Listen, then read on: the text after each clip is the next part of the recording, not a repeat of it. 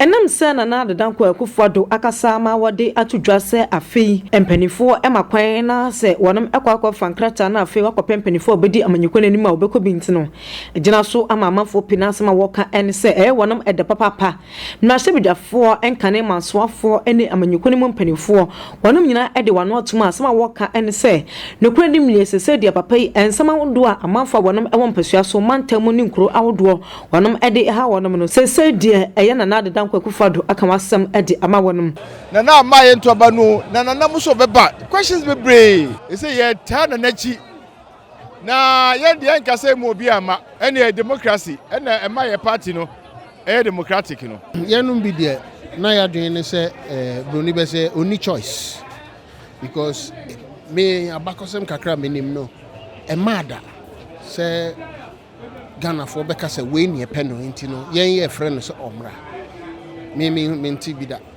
say obi na eno nso na ato Akufo-Addo enti nanko only choice enti ni anu hia ne say obeka say mo akamate em say san so no kan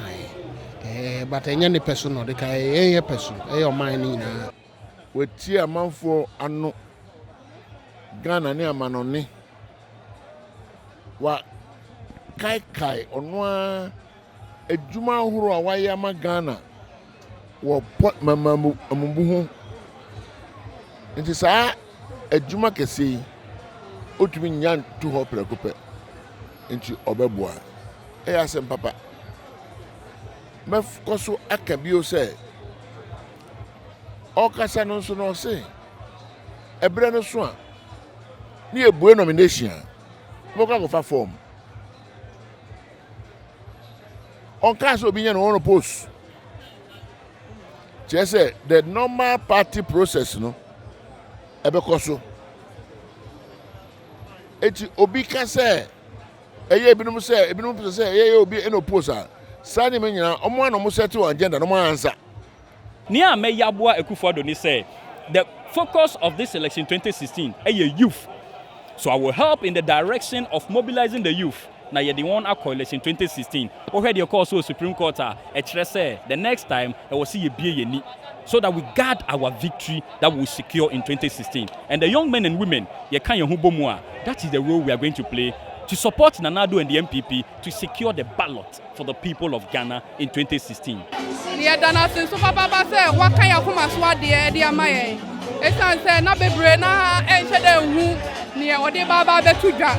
Na utie na do asoso fom a ne dodo na ahwehwe ne se the sign de Nana Addo ba ebeboa NPP ebeboa party no etan se wo wonim die wa mamu ho na ni da fom o wani suade hunu pa isusu ya o ma Ghana fo eye papa enu nti no se na wa ba be ka kire yen se odi ni ama bebre ato nchen odi ni fia ato nchen odi na busu ato nchen odi bra obebra nyina ato nchen na mo obesan de ne ho aba for ye dia ma party na da ne ye da Nyankopon ase ne ye da na ase ye nyina nso ye be ye adwuma se 2016 no ye benya power me the party no ko power 2016 no doubt because me my be do 2004 me the party no ko power until nipa 9 na ye gina no me kwa ne the only candidate met me the party akọ power da ti me ba beto so a enye nwanwa me de Nana Addo be ko power obia so adi be bia me de be ko power